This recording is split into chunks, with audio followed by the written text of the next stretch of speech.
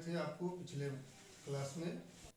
तो किसान भाइयों, जैसा हम लोग पिछले लेक्चर में बता रहे थे कि बकरी पालन के लिए क्या क्या आवश्यक है, उसमें हमने बताया था कि जो स्थान का चुनाव है वो कैसे करेंगे, फिर जो है क्या क्या हमारा सामान होगा खरीदारी के लिए।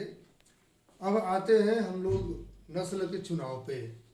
तो देखिए, बहुत सारे बकरियों की नस्ल जो है उपलब्ध है, छोटा नस्ल से लेकर बड़ा नस्ल, जिसमें कि ब्लैक बंगाल हो गया, बीटल हो गया, सिरोही हो गया, जमुनापरी हो गया, बर्बरी हो गया। तो बहुत सारे तरह की नस्ल की बकरियां जो हैं हमारे राज्य बिहार में उपलब्ध है। लेकिन हम कहना चाहेंगे, आपको बताना चाहेंगे कि जब आप कारोबार की तैयारी करें, जब आप बकरी का पालन स्टार्ट करें, तो छोटे नस्ल की बकरी से आप स्टार्ट कीजिए। जैसे कि आपका ये ब्लैक बंगाल हो गया। ब्लैक बंगाल की खासियत ये है कि है तो छोटा, शरीर का वजन छोटा होता है, 15 से 20 केजी तक होता है। लेकिन इसमें फ़ायदा क्या है कि इसका जो है प्रजनन क्षमता इसमें काफ़ी ज़्यादा होती है।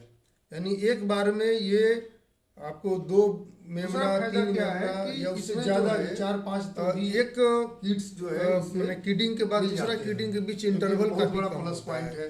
यानी कि एक साल में आप कम से कम 2 बार जो है आप इससे बच्चा प्राप्त कर सकते हैं। जबकि वही अगर आप दूसरे बड़े नस्ल में जाइएगा तो साल भर में जो है आपको एक ही बार बच्चा मिलेगा, 1.5 साल में 2 बार आपको बच्चा मिलता है।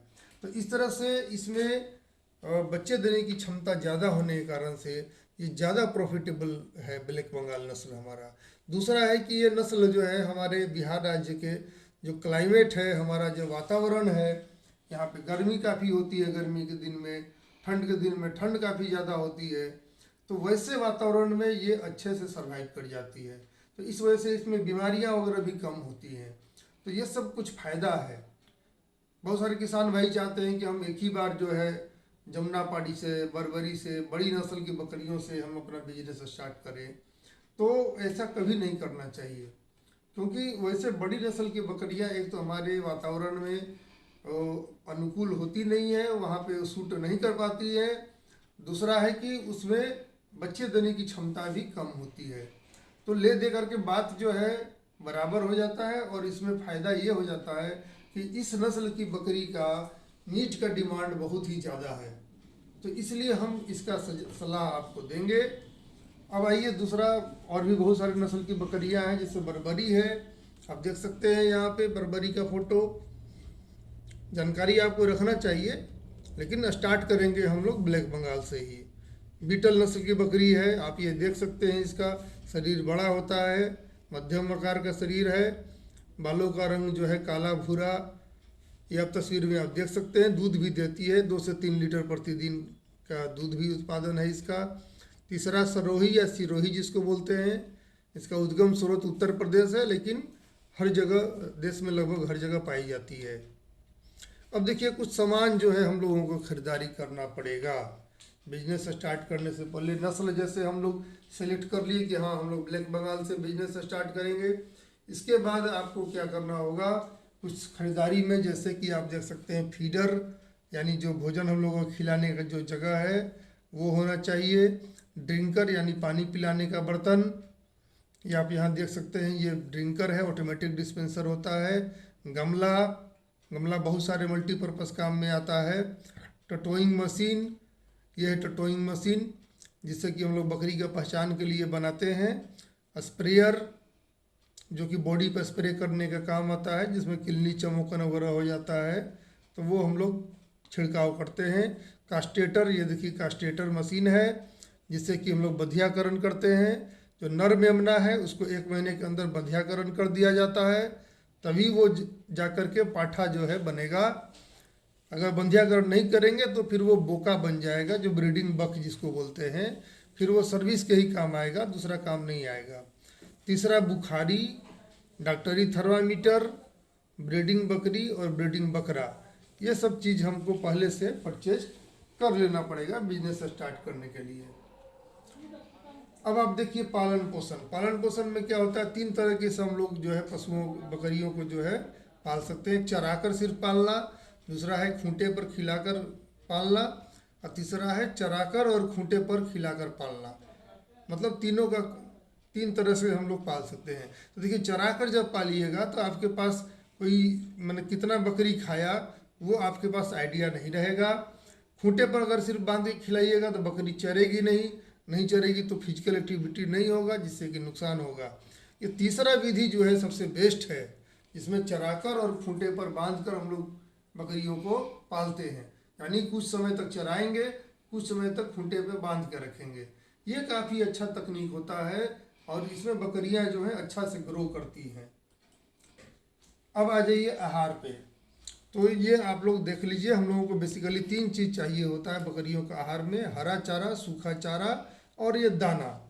आपको ये हरा चारा जो है आपको खेत से मिलेगा, सूखा चारा भी खेत से मिलता है जो चारा को हम लोग सुखा देते हैं, या फिर जैसे कि धान का और आपका गेहूं का जो चारा, सूखा चारा जो है वो हम लोग खाने के लिए देते हैं, पुआल वगैरह। और तीसरा है दाना। दाना भी आपको देना पड़ता है जो कि रेडीमेड मिलता भी है और आप खुद से अपने घर पे बना भी सकते हैं। तो यहाँ किसान भाइयों एक चीज़ ध्यान देने की बात है कि अलग अलग उम्र के, अलग अलग वजन के जो बकरियां हैं उसके शरीर का जो रिक्वायरमेंट है वो अलग होता है। उस हिसाब से हम लोग दाना में परिवर्तन हम लोगों को करना पड़ेगा। तो ये आप लोग देख सकते हैं यहाँ पे ग्राफ में कि जैसे जन्म से 3 महीने तक का मेमना है, उसका आहार में मकई, मूंगफली की खल्ली, गेहूं का चोकर, खनिज मिश्रण, ये सब इतनी मात्रा में पड़नी चाहिए। तो ये आप जो है हमारे इसका जो है हम डिटेल जो है अपने डिस्क्रिप्शन में दे देंगे। आप लोग देख सकते हैं कि किससे कितने से कितने महीने तक का मेमना का कितना रिक्वायरमेंट है दाना में। ठीक है, कि हम अभी बताने जाएंगे डिटेल में तो काफ़ी ज़्यादा समय लगेगा। चारे को जो है बंडल से लटका कर रखना चाहिए। देखिए, बकरियां जो हैं वो चर के खाना पसंद करती हैं, वो तोड़ के खाना जो है पसंद करती हैं। आप उसको चारा जो है लटका दीजिए और वो मज़े से तोड़ के खाती हैं। अगर आप चारे को ज़मीन पर रख दीजिएगा तो बकरी उसको खाना पसंद नहीं करती है। ये बकरियों की एक आदत होती है। तो इसलिए चारे को अगर हम लटका के रखें, बंडल से बांध के रखें, तो बकरियां को तोड़ के खाने का आदत होती है, वो अच्छा से खाएंगी। रोजाना थोड़ा थोड़ा करके लगभग 4 बार जो है चारा हम लोगों को देना चाहिए। और गीली घास या गीला चारा जो है कभी नहीं देना चाहिए, क्योंकि उसमें फंगस उग जाता है जो कि कई तरह का बीमारी पैदा करता है। अब देखिए, चारे का उत्पादन यहाँ पर जो है दिया हुआ है।